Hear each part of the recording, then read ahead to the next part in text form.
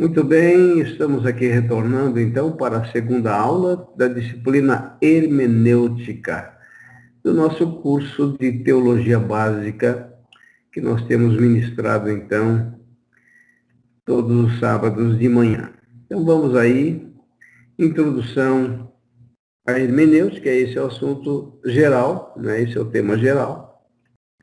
E a aula de hoje então nós vamos continuar falando sobre figuras de linguagem. Já vimos uma parte na aula anterior e vamos dar continuidade agora. Apenas fazendo uma breve revisão, nós falamos a respeito da definição de figuras de linguagem, que são estratégias literárias que o escritor pode aplicar em determinado texto com o objetivo de fazer um efeito determinado na interpretação do leitor. São formas de expressão que caracterizam formas globais do texto. Então, pela própria definição, vocês já vão perceber que a figura de linguagem,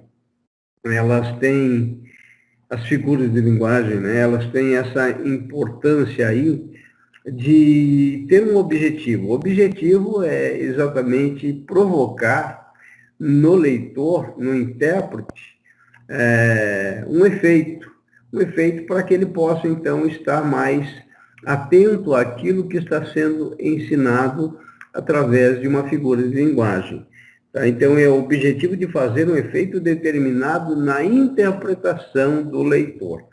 Portanto, se a Bíblia contém um número muito grande de figuras de linguagem, cabe a nós estudarmos essas figuras de linguagem. Logicamente que nessa disciplina nós não vamos estudar todas elas, mas pelo menos vocês vão ter uma noção e vão poder então dar continuidade, se vocês quiserem, se aprofundar um pouquinho mais nas figuras de linguagem.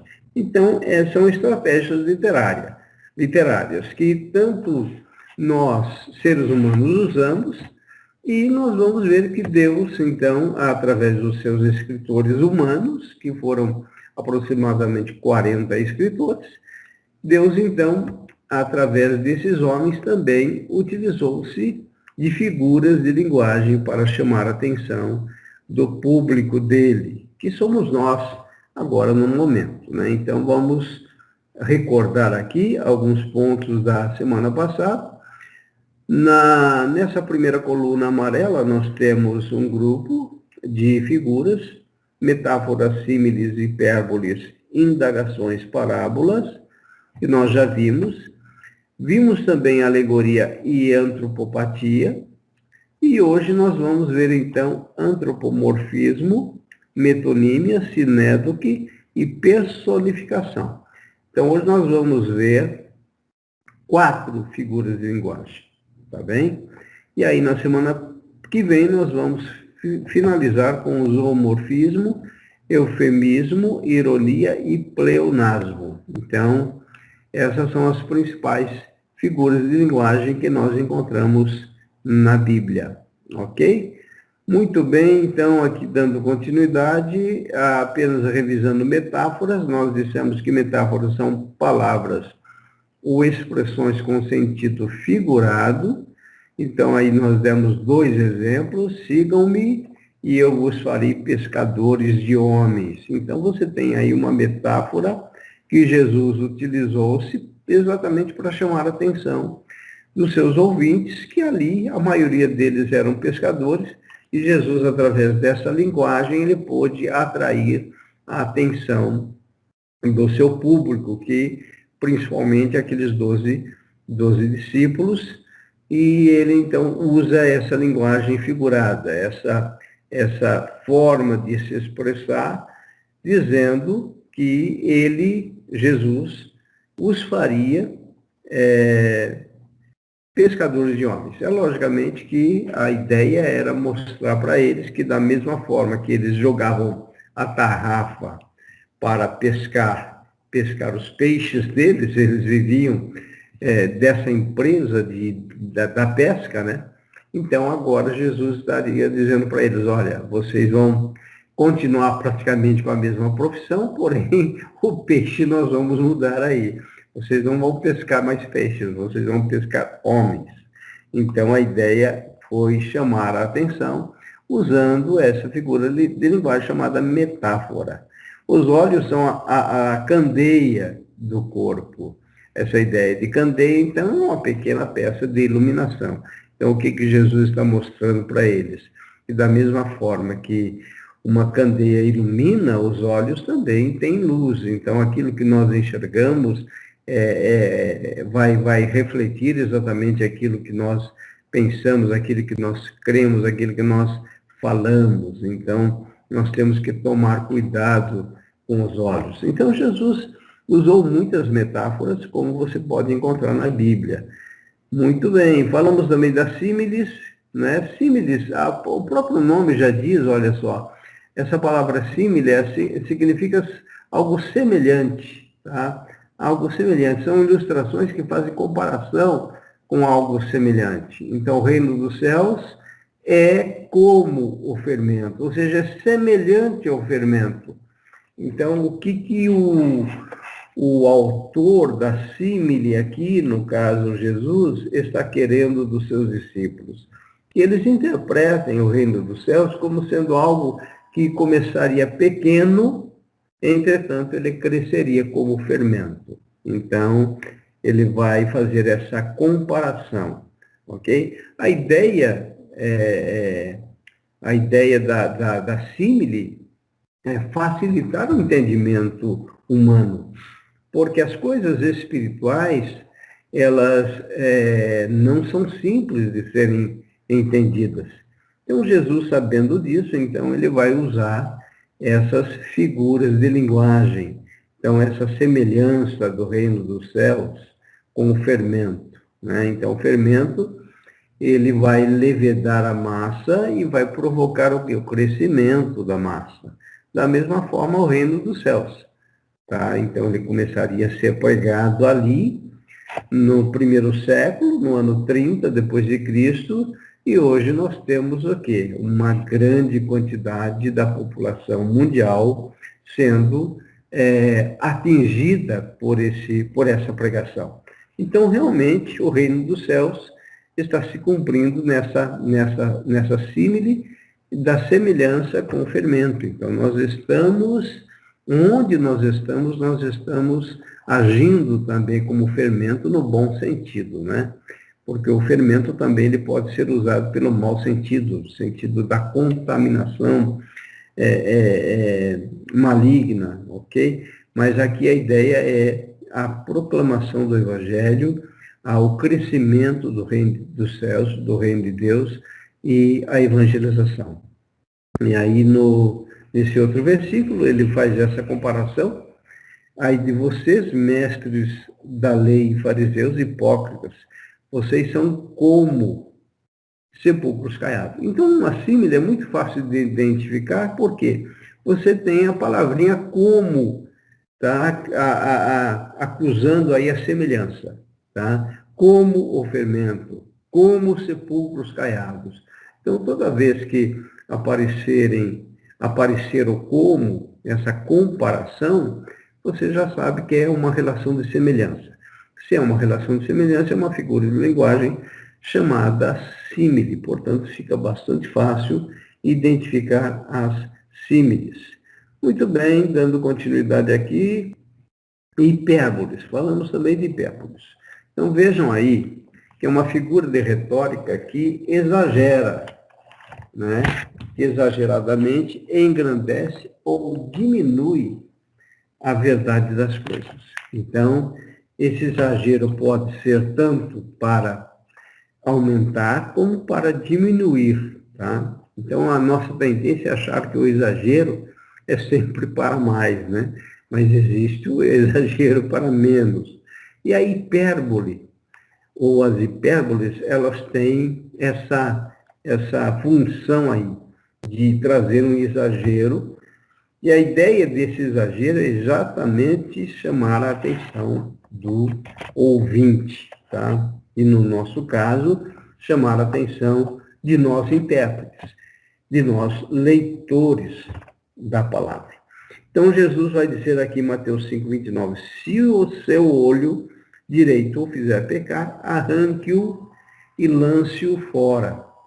Então, vejam, as figuras de linguagens, elas mostram a nós que nós não podemos interpretar a Bíblia toda literalmente. Okay? Então, daí a importância de nós conhecermos as figuras de linguagem, principalmente essas mais destacadas que nós estamos apontando para vocês. Então, uma hipérbole é um exagero.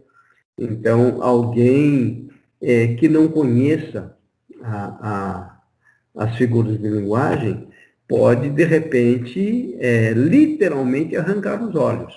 Vejam, se isso acontecer, foi pura ignorância. A pessoa pode até afirmar, olha, eu arranquei porque eu criei na palavra de Jesus. Então, eu arranquei os meus olhos porque os meus olhos estavam me fazendo pecar. E por causa disso, então, eu guardo a minha alma, eu serei salvo, porque eu provoquei esta ação e cumpri a palavra do Senhor. Ele não cumpriu a palavra de forma alguma. Ele foi negligente por não ter estudado, ou ele não foi orientado bem pelo seu líder, pelo seu pastor. Daí a função, então, e a importância do pastor, a importância do pastor estar acompanhando, estar orientando sobre a questão dessas figuras de linguagem. Guias cegos, vocês coam um mosquito e engolem um camelo. Então, todas as vezes que vocês tiverem algo aí exagerado, é uma hipérbole, tá? Então, aquilo que nós estávamos dizendo, nós não podemos interpretar as figuras de linguagem literalmente, porque se nós formos interpretar literalmente uma figura de linguagem, nós vamos ter problema. Então, por exemplo, essa questão do olho direito fizer pecar. Se você for ser literal nisso, você vai arrancar o seu olho. Ou você vai ser tão puro ao ponto de o teu olho não o fizer pecar. Então, aí nós temos que conhecer essas figuras de linguagem e é importante destacar isso para vocês verem a importância das figuras de linguagem na correta interpretação das Escrituras. Então, hipérboles são exageros. As indagações também são muito simples, porque são perguntas. Então, todas as vezes que tiver uma interrogação, ou todas as vezes não, a maioria, né? Em alguns casos, você vai ter, então, indagações. Então, são perguntas que visam atrair a atenção do ouvinte. Então, exemplos. Vocês são o sal da terra, mas se o sal perder o seu sabor, como restaurá-lo? Na verdade, aqui Jesus está usando a metáfora do sal, tá? Mas está fazendo uma pergunta. Então, nós encontramos nesse mesmo versículo uma metáfora, que é o sal, ok? Vocês são o sal, ou seja, vocês são aqueles que vão trazer o verdadeiro sabor, vão trazer o verdadeiro sentido para a vida na terra, é isso que ele está dizendo, vocês são o sal. E aí ele vai dizer o seguinte, mas se o sal perder o seu sabor, como restaurá-lo? Então, ele usa a metáfora, mas ele faz uma pergunta. Então, nós temos aí também uma indagação. No segundo versículo, Mateus 7:9, nós temos também uma indagação. Qual de vocês, se seu filho pedir pão, lhe dará uma pedra? Então, é uma pergunta que Jesus faz, e vejam que as indagações, elas são muito importantes, porque leva o ouvinte a refletir. Então, Jesus, eu posso dizer que, eu diria, né, que 90% do ministério terrestre de Jesus foi o ensino. Ele ensinou muito e ele usou muitas figuras de linguagem exatamente para trazer uma linguagem terrestre, não é? Porque a linguagem de Jesus Se ele fosse usar a linguagem celestial que tinha na mente dele, ele não atingiria o público dele. Então, ele traz essas figuras visando, então, facilitar o entendimento. Então, qual de vocês, olha só a pergunta, se o seu filho pedir pão, lhe dará uma pedra?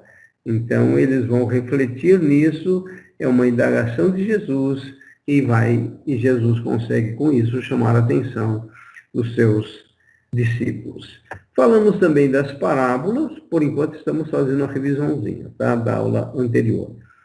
Que as parábolas são narrações alegóricas criadas para, através de seus personagens e situação, chamar a atenção dos ouvintes para o ensino a ser ministrado. Na verdade, a parábola é uma forma de história fácil de compreensão, porém ela traz por trás uma verdade espiritual.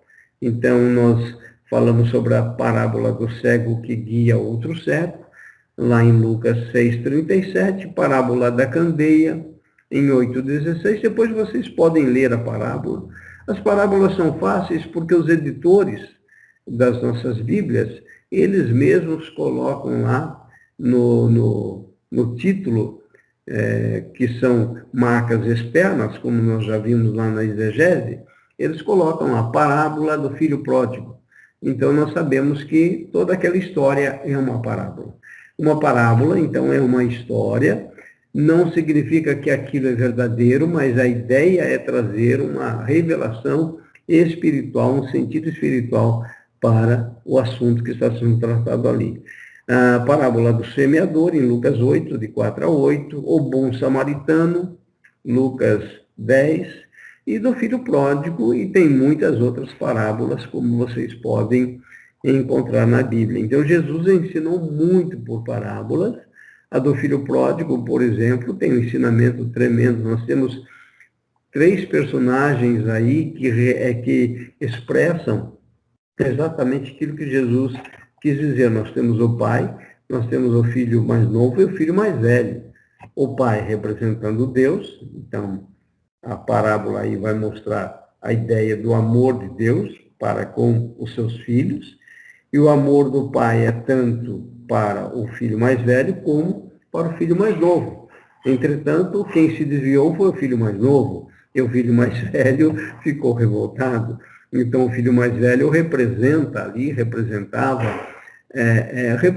né, na parábola, os fariseus, aqueles que eram conhecedores da lei, eram judeus, já estavam com Deus, e o filho mais novo representava o quê? Os pecadores, aqueles que o pai também considerava por causa da graça.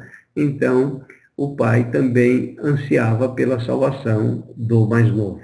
E aí você tem toda aquela parábola, o pai esperando ansiosamente pelo retorno do filho mais novo, até que um dia ele retorna, e então o pai faz uma festa maravilhosa, e o filho mais velho, representando os judeus, ele não gosta daquela festa e vai reclamar para o pai, dizendo que ele esteve ali sempre e nunca o pai fez para ele aquilo que ele estava fazendo para o filho mais novo.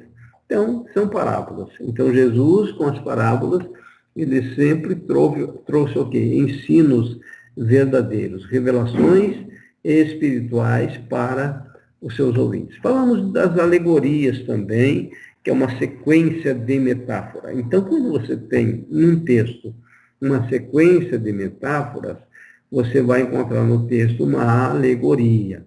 Nós vimos Salmos 80, Isaías capítulo 5, João 6 e João 10. Né? Eu vou ler apenas João 10 com vocês, alguns versículos, apenas para refrescar aí a ideia da alegoria que nós tratamos. João 10, que Jesus relata a respeito dele mesmo sendo a porta, né? Então, João 10, nós temos essa revelação aí, né?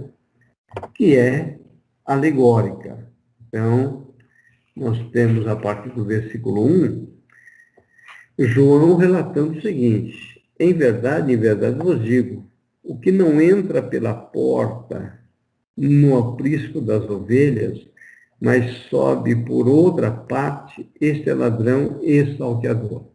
Então, nós vamos ver aí nessa sequência de metáforas, então, no caso, a porta é uma metáfora. Jesus é a porta, ele diz que ele é a porta. Então, metaforicamente, Jesus está dizendo que ele é o único meio de entrada.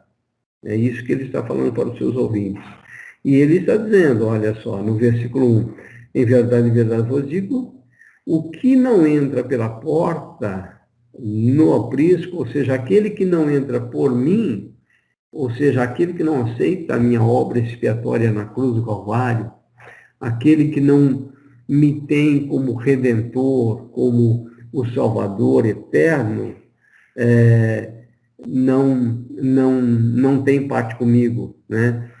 Aquele que não entra pela porta no aprisco das ovelhas, mas sobe por outra parte, esse é ladrão e salteador. Então, ele está dizendo o seguinte, que não existe outra forma de salvação. Qualquer outra forma está relacionado com um ladrão, com um salteador. Aquele, porém, que entra pela porta, novamente, tem a metáfora, ok? Então, você vai ter um conjunto, uma sequência de metáforas, então, a toda aquela sequência do texto é uma alegoria. Aquele, porém, que entra pela porta, esse é o pastor das ovelhas. Para este, o porteiro abre, as ovelhas ouvem a sua voz, ele chama pelo nome as suas próprias ovelhas e as conduz para fora.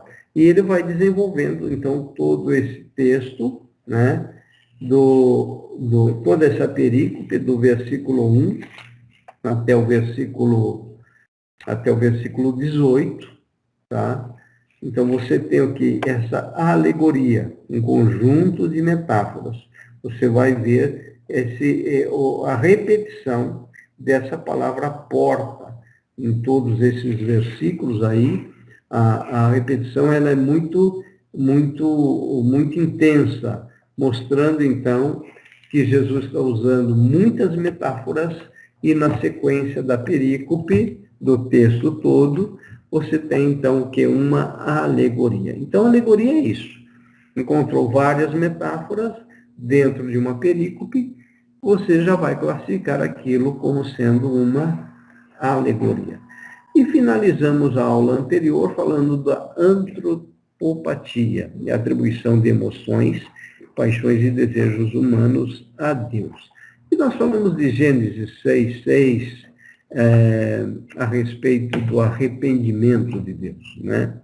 É interessante nós notarmos isso, porque, na verdade, essa palavra arrependimento, ela foi usada porque não existe uma outra palavra. Entretanto, nós não podemos atribuir a Deus esse sentimento humano.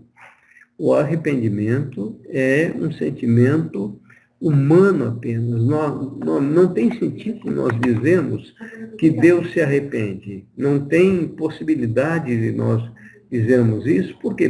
Porque Deus é conhecedor de todas as coisas. Deus é onisciente. Então, se nós afirmarmos que Deus se arrepende, nós estamos dizendo o seguinte, que Deus não conhece o futuro. E aí nós caímos numa teologia chamada teísmo aberto, que é um problema. Tá? Existem alguns teólogos que vão para essa linha, de que Deus não conhece o futuro. Então, se Deus não conhece o futuro, tudo bem, Deus pode se arrepender do que fez. Entretanto, nós sabemos que Deus é onisciente, logo ele não se arrepende. Entretanto, ao termo ali, na verdade, ele foi usado para expressar uma emoção, uma paixão, um desejo humano a Deus. Mas isso, nós não podemos interpretar isso literalmente e pegar esse versículo para nos dar base para dizer que Deus arrepende-se assim como o homem arrepende-se. Por quê? Porque em outras passagens você vai encontrar ensinamentos que diz que Deus não é homem para mentir e nem filho de homem para se arrepender. Então, o arrependimento não é um sentimento divino, mas é um sentimento humano. Então, nessa passagem, você tem uma figura de linguagem chamada antropopatia, ok? Então, nós temos que entender essas figuras de linguagem para não interpretarmos literalmente aquelas passagens. Se nós interpretarmos literalmente, nós vamos estar tendo um problema sério com a Bíblia. Okay? Nós não podemos pegar aquele versículo que Deus se arrependeu e apenas literalmente afirmarmos isso e dizermos que isso é o arrependimento divino. Não. Deus não se arrepende porque aquilo que ele decretou está decretado, ele conhece o início, o meio e o fim. Ou seja, todas as coisas estão decretadas. Na verdade, Deus já decretou todas as coisas antes da fundação do mundo. Então, não tem sentido nós dizermos que Deus decretou algo e lá na frente, então, ele se arrependeu. Se nós usarmos esse tipo de interpretação, nós vamos estar dizendo que o nosso Deus é um Deus falho, é um Deus que não conhece o futuro, portanto, não seria um Deus confiável. Deus é imutável. Lá em Malaquias, nós vamos ter essa informação da imutabilidade de Deus. Então, é importante nós enxergarmos essas figuras de linguagem para a correta interpretação. Então, nós fizemos aí uma breve revisão e vamos agora falar do antropomorfismo. Então, vejam lá, é a atribuição de características corporais e atividades físicas a Deus. E exemplos que nós temos aí, ó. Antropomorfismo é muito fácil, porque antropos, essa palavra é homem, e morfos é forma. Então, Deus, você atribuindo forma humana a Deus. Mas, quando nós estudamos a palavra, tem que ficar claro para nós que Deus não é humano. Tá? Deus não é um ser humano, Deus é um ser espiritual. Então, quando nós vemos sobre eles cai espanto e pavor pela grandeza do teu braço. Grandeza do teu braço. Vejam só. Não tem sentido nós dizermos que Deus tem braço. Essa ideia aqui, olha.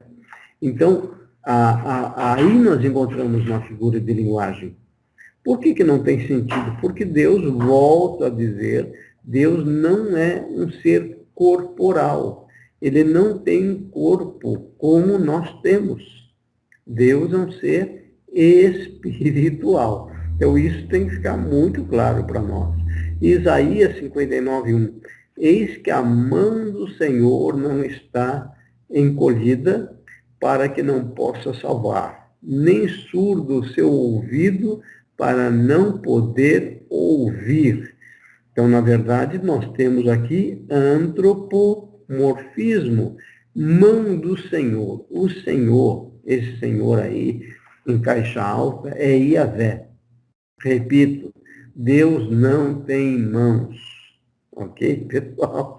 É novidade isso para você? É lógico que Deus pode se tornar material, como ele o fez em Cristo Jesus. A palavra Emmanuel significa Deus conosco, mas Deus é um ser espiritual, por isso não tem sentido nós atribuirmos literalmente ou interpretarmos literalmente esse versículo. Eis que a mão do Senhor não está encolhida. Isso significa dizer que o cuidado de Deus para conosco, ele continua. O autor, ele está querendo dizer que Deus conhece todas as coisas e o seu poder está sobre nós. Então, a mão do Senhor não está encolhida, significa que nós estamos debaixo da misericórdia, da proteção, do esconderijo do Altíssimo. É essa a ideia, para que não possa salvar. Então, vejam só essa ênfase. Nem surdo o seu ouvido para que não possa nos ouvir. Não significa dizer que Deus tem orelha, tem ouvidos, como nós, seres humanos, temos. Então, é uma figura de linguagem chamada antropomorfismo. Então, quando eu for ler textos como esses, eu não posso fazer uma leitura literal. Senão, de repente, eu vou atribuir um corpo humano para Deus e nós podemos facilmente fazer, então, uma escultura de Deus, e isso seria imagem, e Deus mesmo condena isso. Ele não quer que esse tipo de manifestação humana seja feita com relação a ele. Então, é importante nós entendermos o antropomorfismo, que nós encontramos muito na Bíblia. Essa figura de linguagem é muito usada exatamente para que nós possamos ter uma noção do poder de Deus. Então, nós conhecemos mãos, nós conhecemos um corpo humano, então, mas nós não podemos, com isso, dizer que Deus tem uma forma humana. Então, é essa a ideia dessa figura de linguagem. Tá? Muito bem, caminhando então um pouquinho mais, vamos lá. A metonímia é uma outra figura de linguagem. É uma figura de linguagem ou de palavra que consiste na substituição de uma palavra ou expressão por outra, havendo entre elas algum tipo de ligação. Então, vejam aí, pessoal, a metonímia também é muito simples de nós entendermos, tá? Por quê? Ela consiste na substituição de uma palavra ou de uma expressão por outra. Eu vou dar um exemplo aqui, usando a nossa referência na língua portuguesa, para ficar mais fácil nosso entendimento bíblico. Então, o exemplo que eu coloquei aí é: o fazendeiro precisa de muitos braços para o trabalho daquela semana. Então, é lógico que você está vendo aí uma figura de linguagem. Esses muitos braços aí, nós vamos substituir por pessoas. Então, quando você consegue fazer uma substituição da figura de linguagem, você tem uma metonímia. Então, o fazendeiro precisava de muitas pessoas, de muitos homens, para o trabalho daquela semana. Mas aí o autor usou uma figura de linguagem, usou uma metonímia para se expressar. Ok? Então, volto a dizer, as figuras de linguagem nos alertam para nós não fazermos uma leitura literal apenas. Então, metonímia na Bíblia, exemplos. Vejam lá, primeira, Tessalonicenses 5,19. Não extingais o Espírito. Então, você tem essa afirmação de Paulo, né? E o que Paulo quis dizer isso? Que nós não podemos apagar o Espírito. É lógico que, mesmo que nós quiséssemos, vejam só, mesmo que nós quiséssemos usar um extintor para apagar o Espírito, primeiro nós não conseguiríamos, porque o Espírito Santo é Deus. Então, esqueçam essa possibilidade. Aí, na verdade, é uma figura de linguagem chamada metonímia. Então, nós vamos substituir essa expressão, extinguir o Espírito, por outra expressão, que são as manifestações do Espírito. Então, Paulo está se referindo aos dons espirituais, às manifestações espirituais. Ok? Então, nós não devemos extinguir os dons espirituais, que são aqueles relacionados, por exemplo, na primeira carta de Paulo aos Coríntios, capítulo 12, Romanos, capítulo 12, nós temos toda uma relação de dons espirituais. Então, Paulo está orientando aqui, olha, não extingais o Espírito, ou seja, nós vamos substituir aí, porque é uma metonímia. Nós não vamos extinguir, nós não vamos deixar de praticar as manifestações especiais do Espírito, que são os dons espirituais. É isso que Paulo está ensinando. E não extinguir o Espírito como se nós pudéssemos ser bombeiros e jogássemos, então, ali a água no Espírito a ponto de apagá-lo. É impossível isso. Então, isso é uma metonímia. Vejam a importância de nós identificarmos. Em Lucas 16, 29, Jesus vai dizer: eles têm Moisés e os profetas. Ouçam-nos. O que Jesus estava querendo dizer? Aí, Jesus está usando essa figura de linguagem chamada metonímia.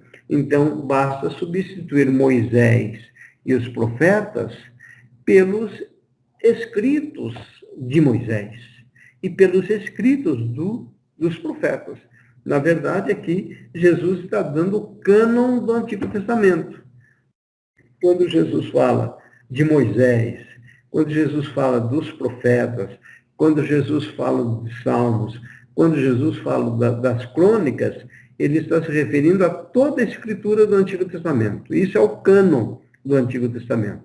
Inclusive, um dos critérios para a formação do cânon é exatamente aquilo que o próprio Senhor Jesus atribuiu como sendo palavra inspirada do Antigo Testamento. Então, Moisés, quando ele fala Moisés, ele está falando do Pentateuco, que são os 5 livros de Moisés: Gênesis, Êxodo, Deuteronômio, Números e Levítico. Então, nós temos esses 5 livros. E os profetas, então, nós temos os profetas maiores e os profetas menores. Então, aqui, na verdade, ele já está dando praticamente todo o cânon do Antigo Testamento. Então, Jesus está dizendo: eles têm todo o Antigo Testamento. Tá? Ouçam-nos, ou seja, leiam, estudem, que isso é suficiente para vocês. Então, Moisés e os profetas, aqui na metonímia, nós vamos substituir por Antigo Testamento. É essa a ideia da metonímia. Então, vejam a importância dessas figuras de linguagem. Ainda dentro da metonímia, nós temos Jeremias 18 e 18.